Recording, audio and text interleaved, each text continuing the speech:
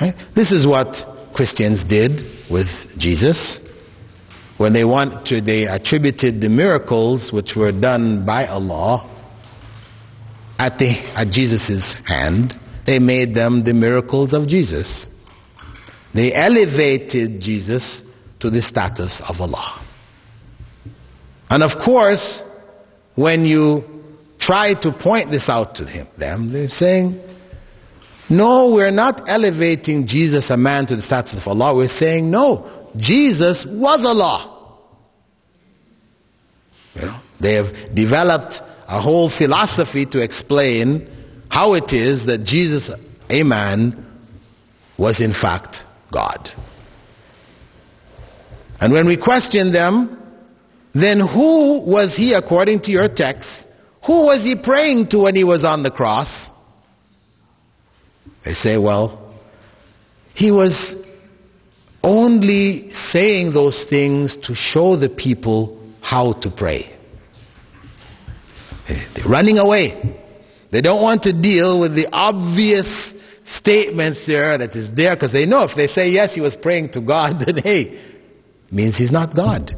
Because either that or you're saying that he was praying to himself, which implies problems. People who talk to themselves, we know what we do with those people, right? So to imply that, they don't want to get into that implication. They say, no, he was just doing that to show the people how to pray. But the implications are quite obvious. The fifth principle is that whenever we use the names of Allah in the context of human beings, we do not use them in their definite form. That is, saying the most merciful. We can say and refer to a person as being merciful, Rahim, but we don't call them Ar-Rahim, which means the most merciful.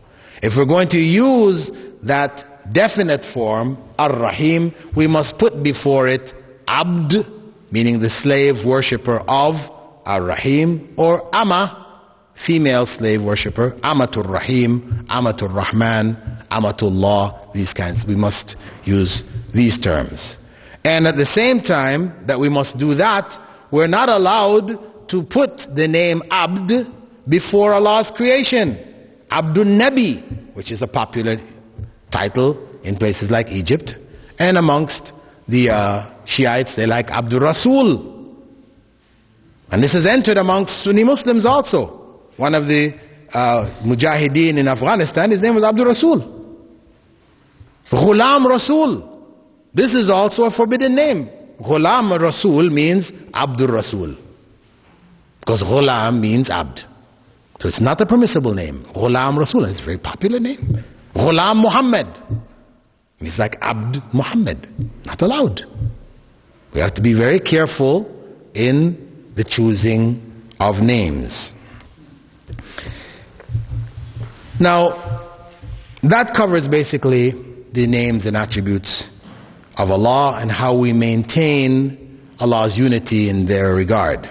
The last category is that of Tawheed al-Ibadah, that is maintaining the unity of Allah with regards to worshipping Him. And that is the consequence of Tawheed al-Ibadah, Tawheed al-Rububiyyah and Tawheed al-Asma wa Sifat. Because if Allah is the one in control of everything, His attributes are unique, He is the only one who can answer our prayers, etc., then why should we call on or worship anyone besides Him?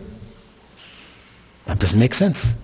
Common sense tells us that if He has these attributes, then He is the one that we should pray to. And that's what Tawheed al-Rububiyyah is about. That we only worship Allah. We do not pray to anyone besides Allah.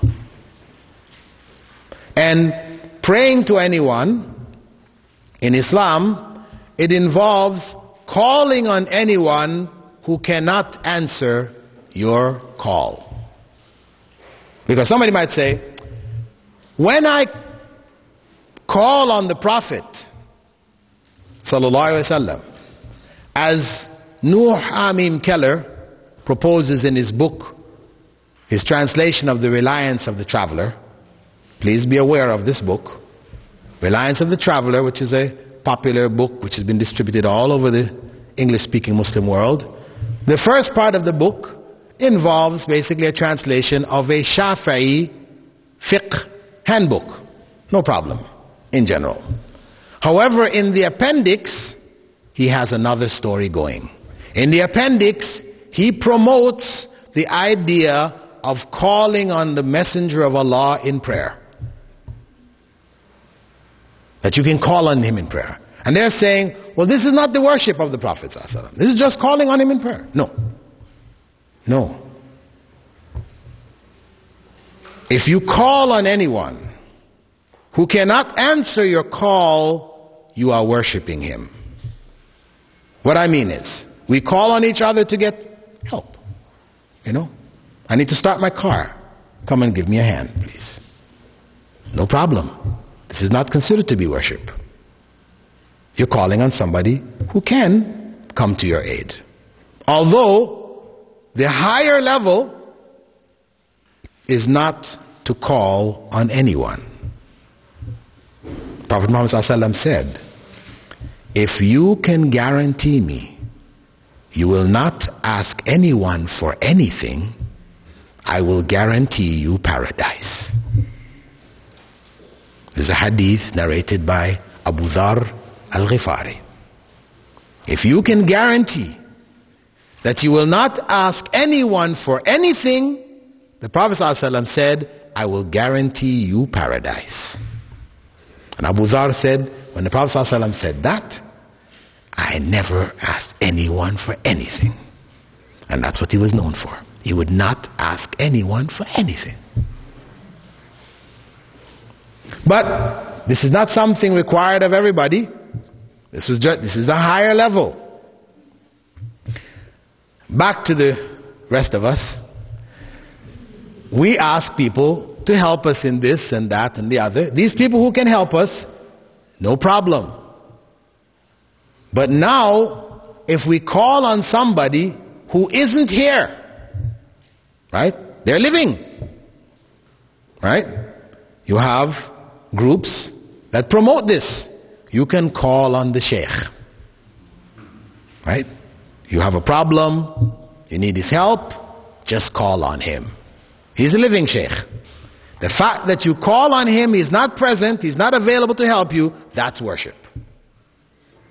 If he's dead, it's also worship.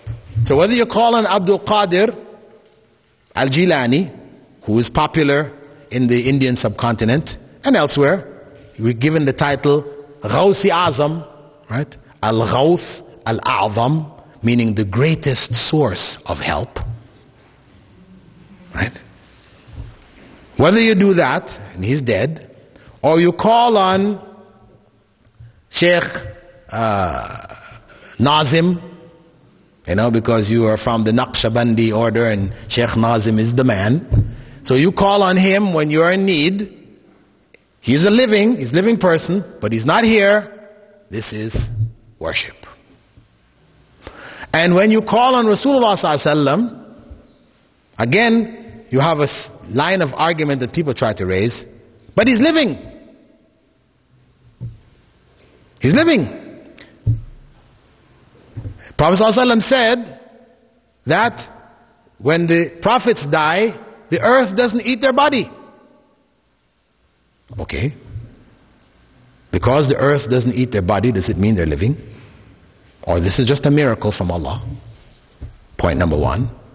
Point number two, if Rasulullah ﷺ was not dead, then the Sahaba committed a grave crime by burying a man alive. Isn't it? If he wasn't dead, then what did they do in burying him?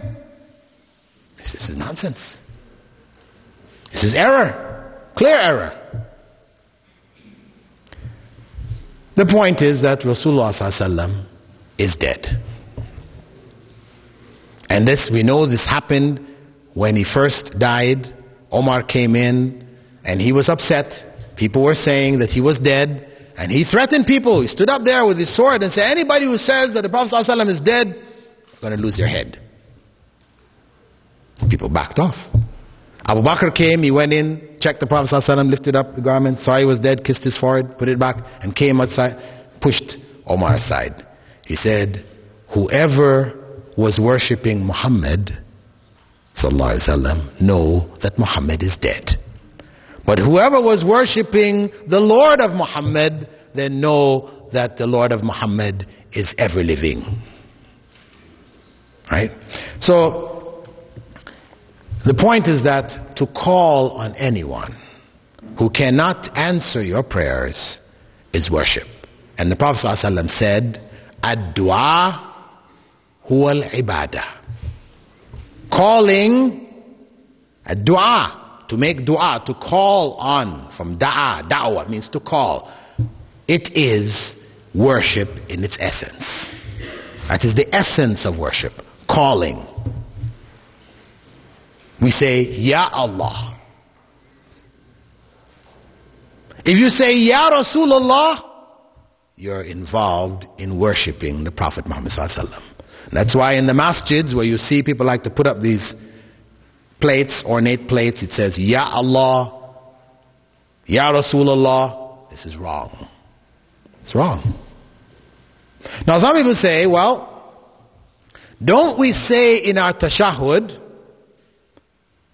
As-salamu alayka ayyuhar Rasul? Don't we say this? Peace be on you, O Messenger. Don't we say this? This is not in our tashahhud. Yes, it is in the one that the Prophet ﷺ taught us. But Abdullah ibn Mas'ud, in Sahih al-Bukhari, he informed that when the Prophet ﷺ was living among them, they used to say that. But when he died, instead they said, As-salam ala nabi wa rahmatullahi wa barakatuh. Peace be on the messenger and Allah's mercy and blessings. They didn't say alayka anymore, ayyuhar rasul or ayyuhar nabi. They said as-salam ala nabi. Now scholars have differed as to whether you should follow what Abdullah ibn Mas'ud said or whether we should just go with what the Prophet ﷺ initially taught. The proper methodology is to go with what Abdullah ibn Mas'ud said. Why?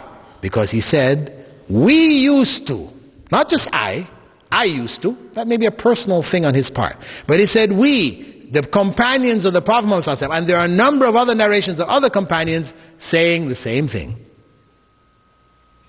So, if we now are going to understand what Prophet Muhammad ﷺ taught us, do we understand it as our own minds tells us, or do we understand it the way that the companions of the Prophet ﷺ understood it? This is the crux of the matter. Our understanding of Islam should depend on how the companions of the Prophet Muhammad ﷺ understood Islam. Otherwise, you will end up with all kinds of interpretations. The Qadianis, they say, we follow Quran and Sunnah.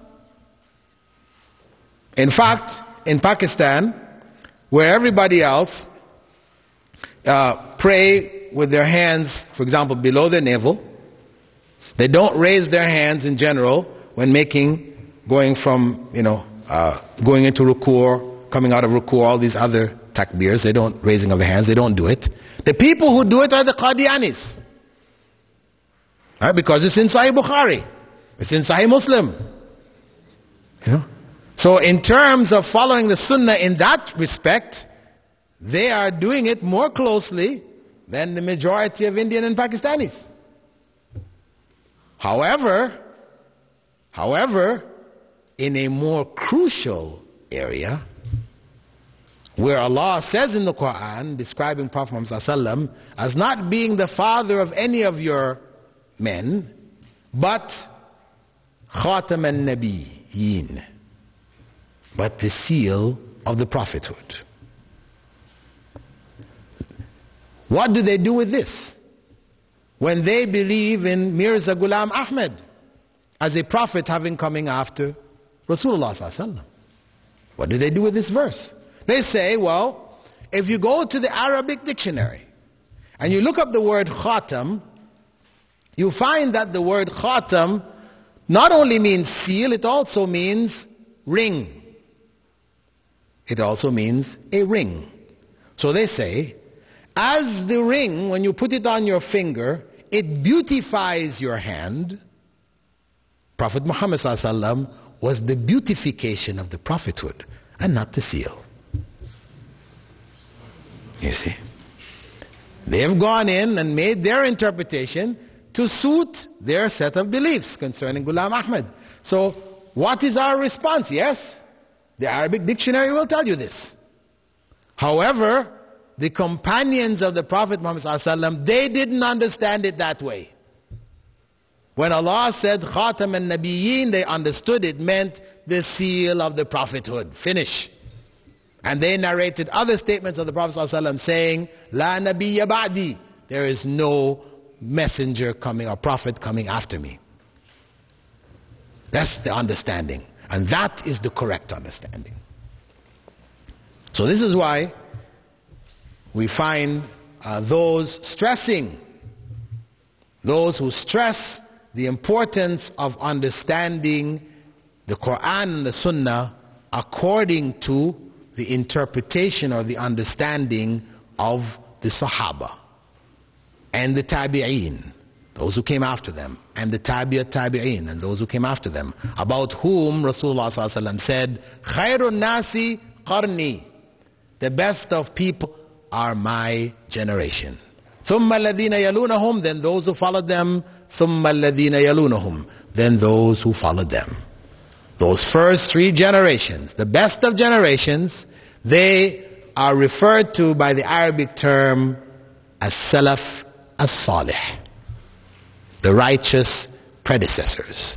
So when a person says, I am a Salafi, I follow the way of the Salaf, they are saying, I understand the Quran and the Sunnah as it was understood by the Sahaba and those early generations. That is what Salafiyya means. It doesn't mean a group. Because you may have a group which says, we are the Salafis, but they may be doing things which are not in accordance with the way of the Sahaba and the early generation. They may be saying things which is not in accordance. So though they may claim for themselves, we are the Salafis, they are not. Or they're in error. We don't attribute whatever they say and whatever they do to the Salaf. Unless what they have done is based really in the practice of the early generation. Then we can say, yes, that is the way of the Salaf. The way of the companions of the Prophet ﷺ, that way about which Prophet ﷺ said, my nation will divide up into 73 different sects. 72 in hell and 1 in paradise. And when the companions asked the Prophet ﷺ, what is that one? He said, the one that I am on and you are on. Ma ana alayhi wa ashabi. The one which I am following and my companions follow. So this is the correct understanding.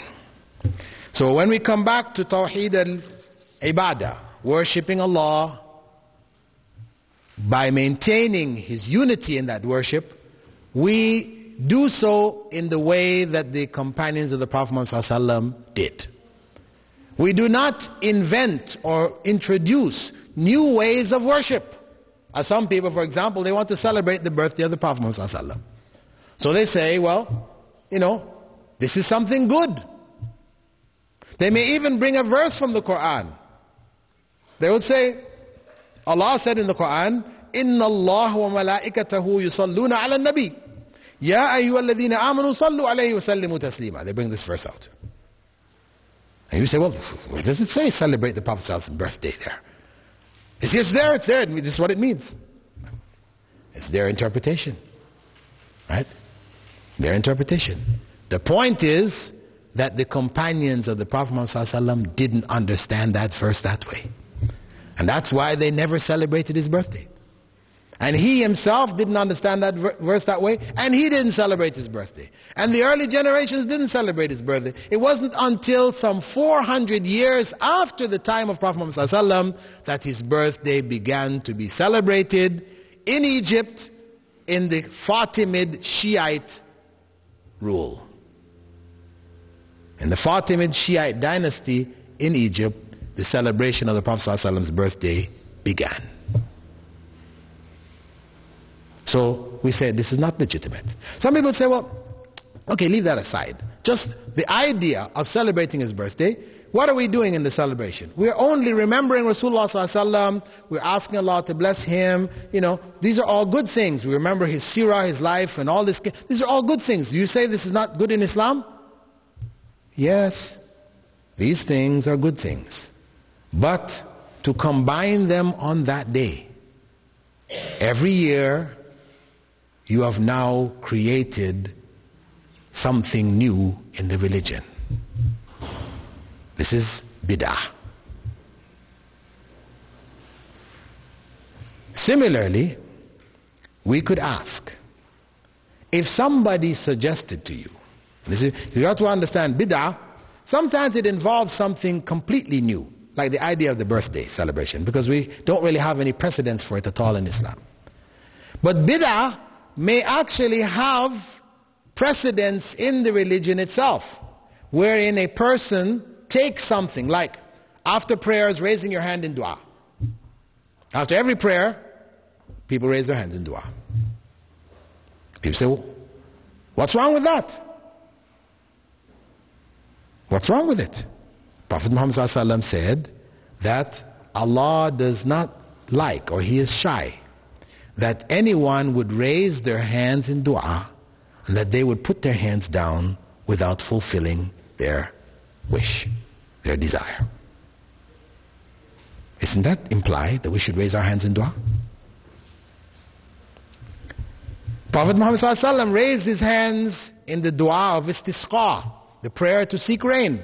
He raised his hands so high, that's how he did it, they could see his armpits. Say, here's the evidence.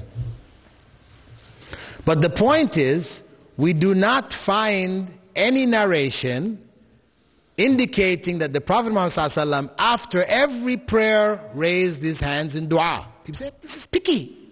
Why are you going to get so picky?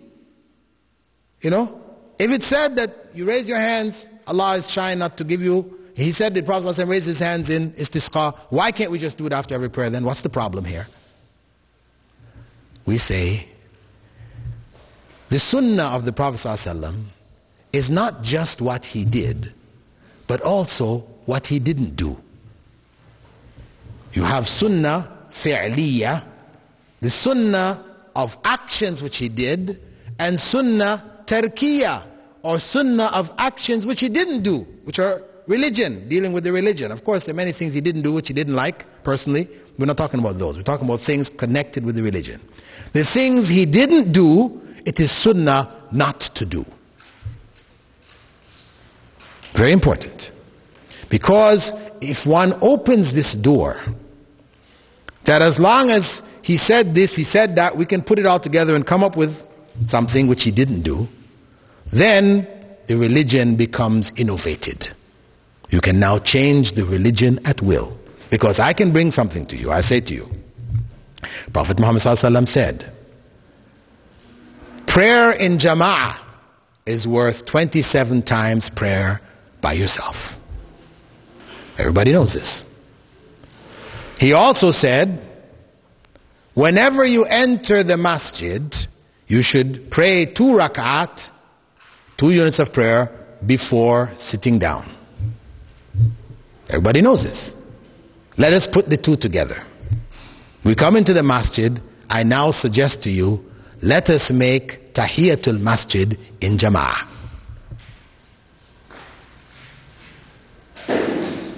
If I suggest that, what do people say? He said, no, you can't do that. Why not? Prophet ﷺ said the prayer in Jama'ah is worth more than the prayer by yourself. He also said, whenever you come in, you should do these 2 rak'ah. Why can't we put them together and do it? Well, the Prophet ﷺ didn't do it. That's why, yes. He didn't do it, so we cannot do it. He made tahajjud in Jama'ah. This is also sunnah, and he did it in Jama'ah. We can do it because he did it. But to do Tahiyatul Masjid in Jama'ah, or to do the sunnahs before Dhuhr, the sunnahs after Dhuhr in Jama'ah, we can't do it because Prophet Muhammad ﷺ didn't do it. And that's emphasized by his well-known statement, مَا تَرَكْتُ شَيْئًا يُقَرِّبُكُمْ إِلَى اللَّهِ إِلَّا وَأَمَرْتُكُمْ بِهِ. I didn't leave anything which would bring you closer to Allah without instructing you to do it. That's the bottom line. If it's going to bring you closer to Allah, Prophet Muhammad ﷺ told us to do it. If he didn't tell us to do it, it will not bring you closer to Allah, no matter how good you think this is, how much reasoning you give behind it, it will not bring you closer to Allah. It will take you farther away from Allah. This is the basic principle based on the statement of the Prophet Muhammad ﷺ, Man ahdatha fi amrina ma laysa minhu fahuwa rad. Whoever introduces anything new in this religion of ours, not approved by Allah and by the Messenger of Allah, it is rejected. This is to protect the religion in its pristine purity from change, deviation, etc., like what happened to the other religion, the other messages which were of Islam but became distorted in time, like that of Christianity, Judaism, etc., etc. So, when we come to ibadah, we recognize that it means worshipping Allah alone. It should be worshipping Allah with sincerity. Because to worship Allah alone but insincerely as a ritual, then of course we're not worshipping Allah as He deserves to be worshipped. There's no real reward in that worship. Furthermore, it means worshipping Allah as Prophet Muhammad ﷺ taught us to worship Allah. Not as we might feel or think or imagine or deduce, but we worship Allah as Rasulullah ﷺ taught us to worship Allah. And connected to all of this, of course, is the concept that worship of Allah is not limited to the rituals of worship, but it also involves the emotional aspects wherein we should not love others more than we love Allah.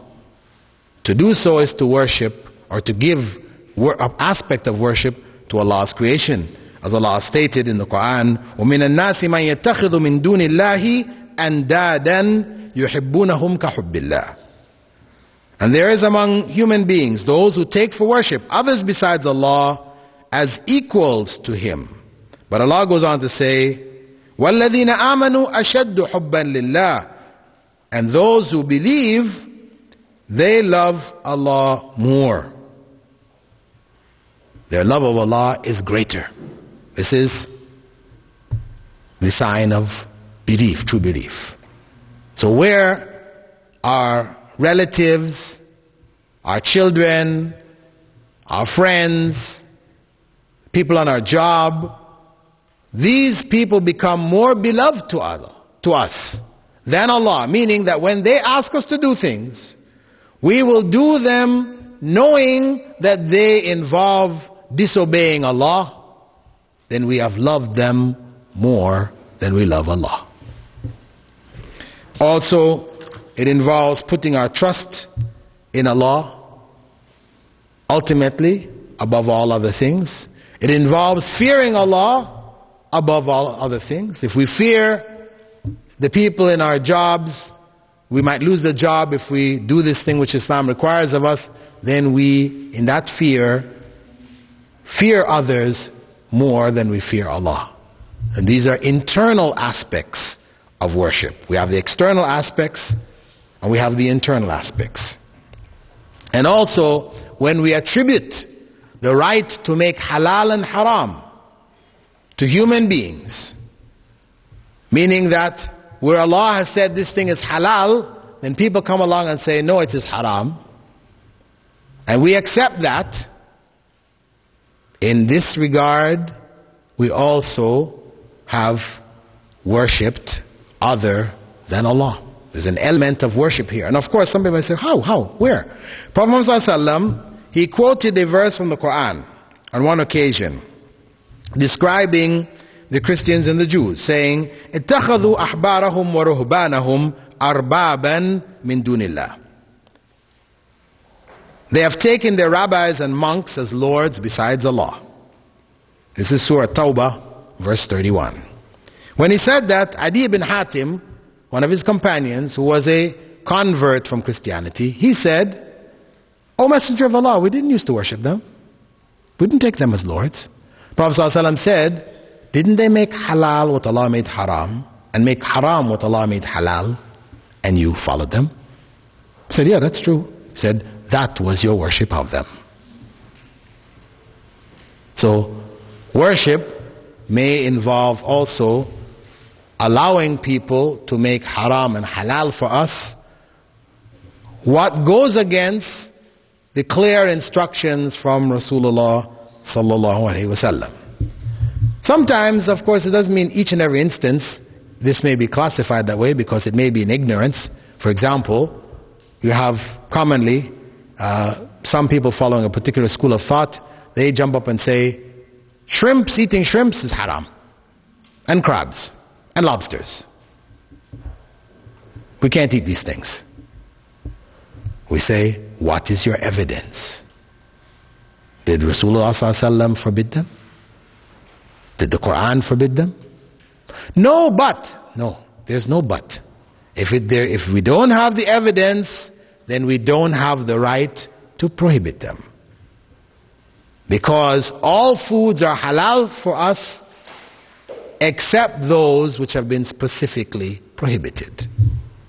This is the principle which governs food, drink, clothing, our dealings, worldly dealings, needs, etc. All are halal except those things which are specifically prohibited. Whereas ibadat, things which have to do with worship, which are specifically designed for worship, all forms of worship are prohibited except those which have been specifically made permissible by Rasulullah ﷺ. That's the opposite, to protect it from innovation. So, when we come to those kind of issues where people are coming around and saying, this is haram, this is halal, so and so, if it goes against what we know from the Quran, from the Sunnah of Rasulullah ﷺ, we must ask them for evidence. No matter how great a Maulana or Shaikh or so and so may be, if they're saying this is haram, we must ask them for the evidence. What is the proof?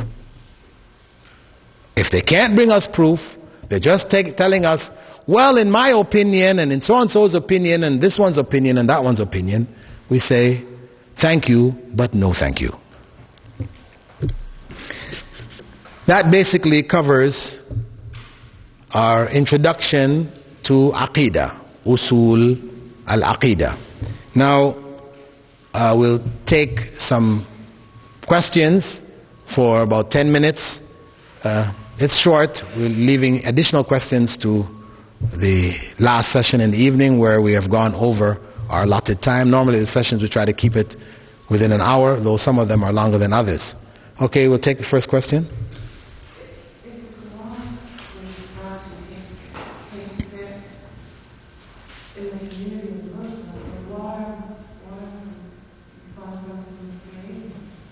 If the Quran speaks against sects forming different groups, etc., in the community, why do Muslims do this? Well, the Quran prohibits drinking alcohol. Why do Muslims drink alcohol? Quran prohibits so many things, but Muslims are doing them. It's just a part of the whole system that though Islam may prescribe one thing, human beings have a choice of either following what the law has prescribed or not. So where they choose not to, then they disobey. This is error. Sometimes it's a matter of ignorance. They don't know it. That's what they've grown up with. This is what everybody was doing in their area. That's what they were practicing. That's how they understood Islam. See, sometimes it's innocent. Sometimes it has to do with their own choice. And of course Allah will judge them according to whether it was a deliberate choice where they understood and knew better but they went and did it, or whether it was something out of ignorance they didn't have any opportunity to understand otherwise and they made that mistake as a result of it. Go ahead. I know some people who go to gatherings where they keep moving around and they start to chant and they give salam to the Prophet. Is that count as shirk as well? Our brother's question concerning gatherings where people prepare certain foods and they gather around it and they make certain chants, they make certain du'as or whatever, and then they distribute this food in different ways and they call it niyaz or something like this, right? Is that shirk? Well, I wouldn't necessarily say it's shirk, depending on what people believe in it, because you have some people who believe that when they do that, the Prophet ﷺ becomes present in their gatherings. Yeah. If this is what you believe, then there's some aspect of shirk happening here. But if it is just that you feel that, Allah's blessings will be on this, and when you give this food, you get reward from it. So in other words, you feel this is a righteous deed, then we say this is bid'ah, innovation in the religion, because Prophet Muhammad ﷺ did not do it. Question from sisters? I'm going to take one. My question is as far as the Shia, would they be considered following shirk or they practice bid'ah? That's what I would confused. Well, our sister's question in terms of the Shia, do we consider them as being involved in shirk or are they practicing bid'ah? I would say both. They're practicing bid'ah and they're following practices of shirk. But it doesn't necessarily mean that they become non-Muslims, because we have in the body of quote-unquote Sunni Muslims those who are doing the same. Those who are going to the graves of the saints. Ajmer in India, for example, a great gathering place of thousands, 100,000 Muslims go there and pray to the dead person in the grave there. Okay? And they call themselves Sunni Muslims. Well, they're involved here in aspects of shirk as well as bid'ah. So these acts, of course, though forbidden in Islam, etc., it doesn't necessarily mean that it makes a person a non-Muslim.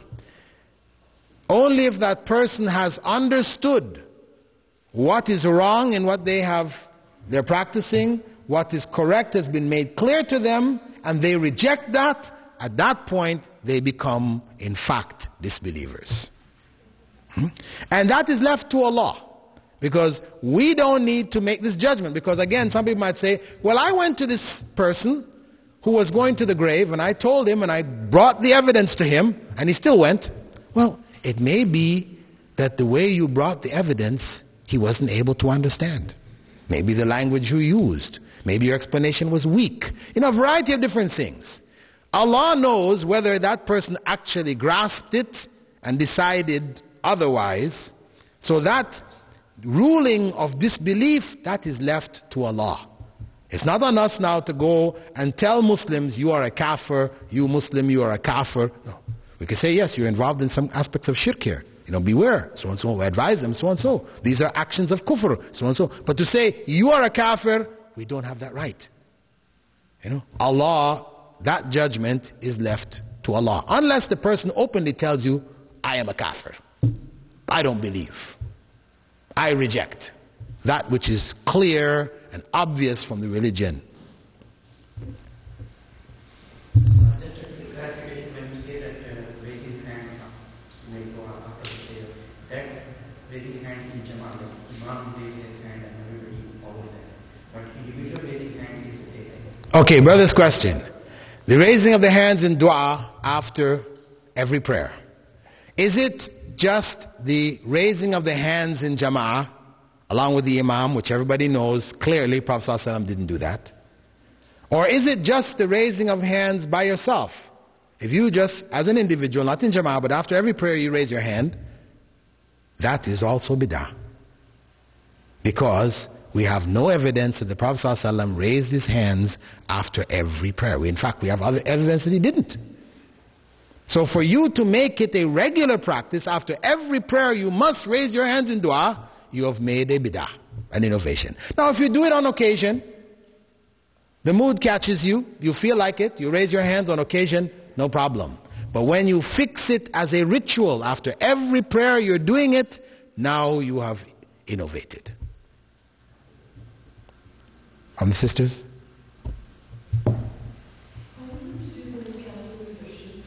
Yeah, after this, next session.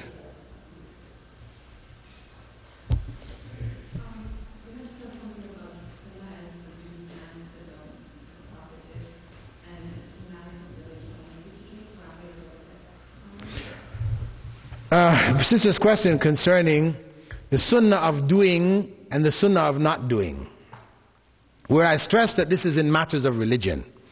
The sunnah of the Prophet ﷺ was to not eat dab, which is a desert lizard. It was served, people ate it in Arabia. It was offered to him, he didn't eat it. That was his sunnah not to eat it. But we are not obliged to follow that sunnah, because that was his personal dislike and he said it. Right? So where the Prophet ﷺ had a personal dislike, we're not obliged to follow that. Or where he had a personal like, for example, when he went to the marketplace, he wanted to get a pair of sandals. He chose a particular style of sandals. One which had 2 straps, made from cow's leather, reddish colored, from Yemen, with the hair scraped off. You can find this description of his sandals in Shama'il at-Tirmidhi. Now, is that deen? Is that something that we as Muslims should try to follow? No. It's not required of us. That was his personal like, and that's what he chose. We're not obliged to follow that. That is not considered a part of the deen. Of course, some people in ignorance, there's a book called Shama'il at-Tirmidhi, translated originally into Urdu, from there into English, which was around. I had a copy of it, where the author, after looking at this hadith, the hadith compiled by Imam at-Tirmidhi, scholar of hadith, describing the sandal of the Prophet ﷺ, he in his commentary went on to explain the benefits from the sandal. If you drew a picture of the sandal, you put it under your pillow, this is going to happen for you, and that is going to happen, and hey, we say, where did this come from? Where did this come from? Right? This is where a person has gone off. Right? So, if we take those things, which are personal preferences of the Prophet ﷺ in day-to-day life, which has nothing to do with religion, and we make it a part of the religion, either we are making bid'ah, in that we're offering these other rewards in this way, as people did, or we're making the religion restricted to certain parts of the world. Because if that was from the Sunnah, and this is preferable for us to do, then what are we saying about the practice of this for the Eskimos? Now, if they were to choose a pair of sandals with 2 straps and go out, in the North Pole there, they would get frostbite and have to have their legs amputated. Now, we're saying basically they can't get the reward of the Sunnah. No. The Sunnah, where it has to do with religion, this is something applicable universally. Those things which are personal, you will find them limited to particular areas, particular periods of time. You didn't use this term, but what is the appropriate meaning of Rafida, and who are they among Shia? Well, the term Rafida was applied by scholars to those who rejected. Rafida from Raft means to reject. Those were the rejectors, right? Rafida means reject. And there was a disagreement which developed amongst some of the descendants of Ali from Hussein, in which one of the sons went one way and one of the other sons went another way.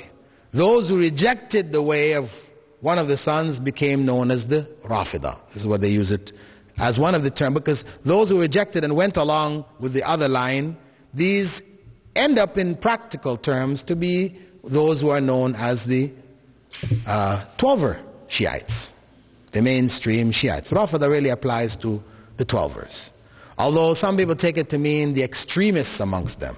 But in general, really, it refers to mainstream Shiaism as we know it. Ithna Ashriya is the Twelvers, meaning they follow the 12 Imams. Yeah, brother, please correct me if I'm wrong, that this At-Tahiyyatu that we read in Salah, isn't it the conversation that took place between Allah and the Prophet when he was visiting him by the Salah? Well, that's news to me, sister. I don't know if you have a hadith on that, to that effect, which is authentic, then we can say that's the case. I have never come across such hadith. Not that I have come across every hadith that there exists, but I don't know it. If you can bring it, then we can look at it.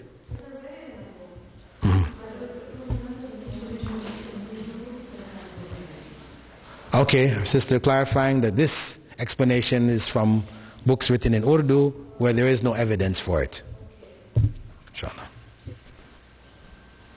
Did you ask a question before? Okay, go ahead. I wanted to ask a question about the anger. So, say you were like you said, you were like these little Quran things, and say you were like these little pendants or like the Prophet is that considered like a sin? Okay, brother's asking if a person wears a pendant which says Allah or Muhammad Rasulullah sallallahu alaihi wasallam, or it has Ayatul Kursi, we could say even. I have some pendants like that. Ayatul Kursi is etched on it, right? Is this considered shirk? Well, it depends. If you believe that in wearing this it will protect you, then yes, you have entered into shirk. But if you are wearing it because you feel it is jewelry, it looks attractive and you like it and you're wearing it as an accessory, right?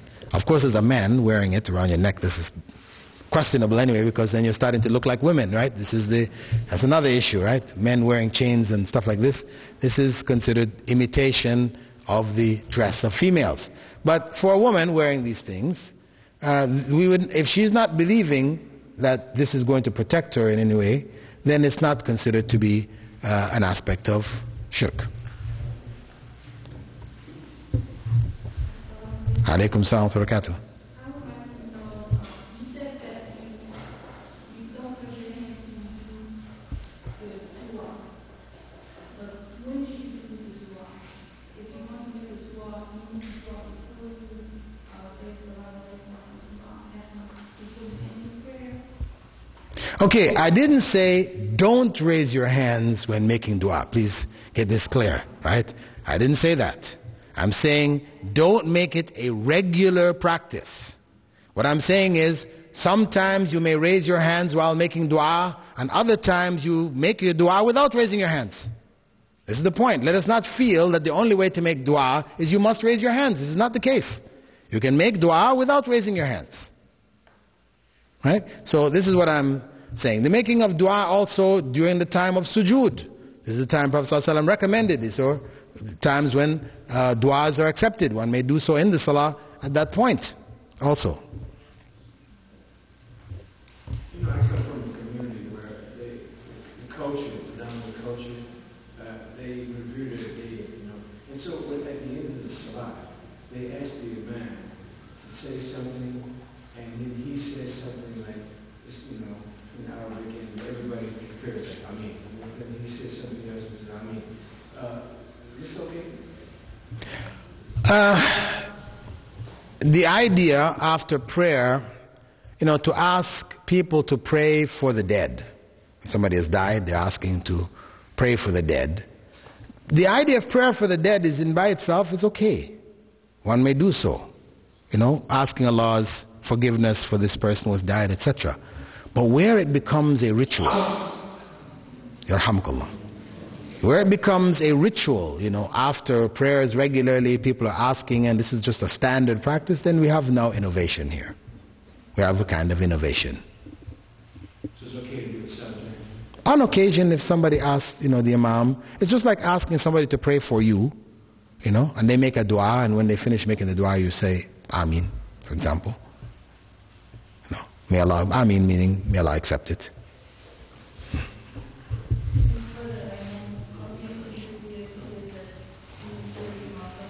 Pardon?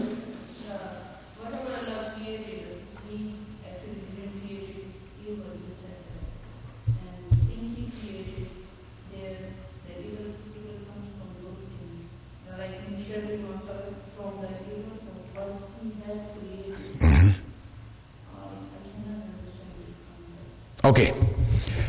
The evil of what Allah has created.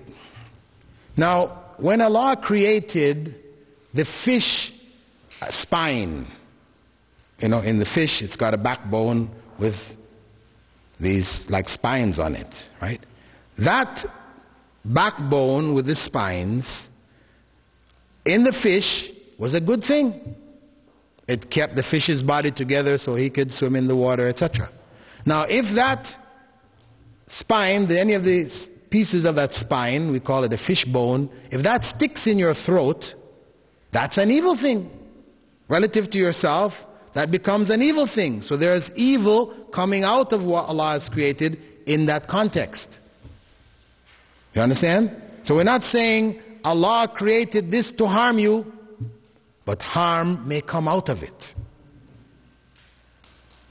Or rain. Rain is a good thing. But sometimes rain becomes a terrible thing. Right?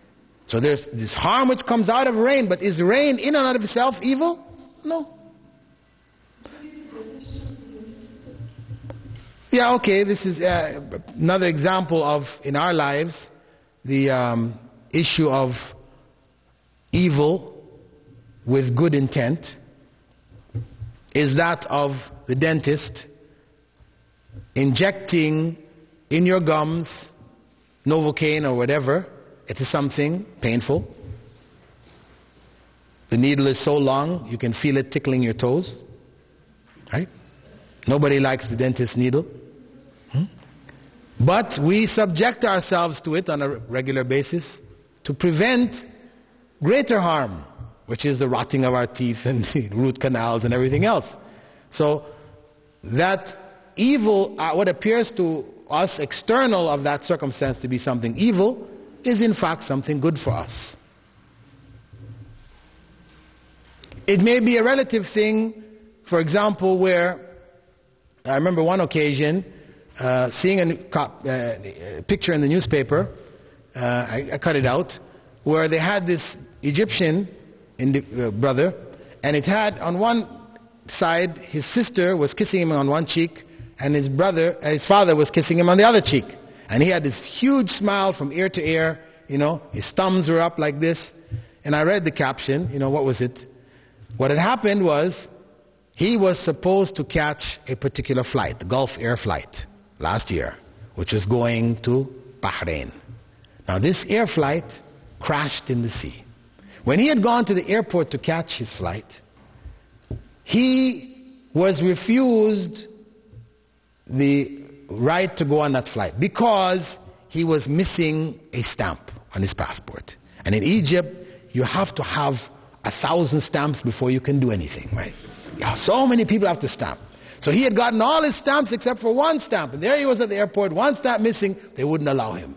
Of course, his whole world was falling apart around him because he was a teacher. It was a flight of teachers. They were going back, the beginning of the new term, he had to go back and teach.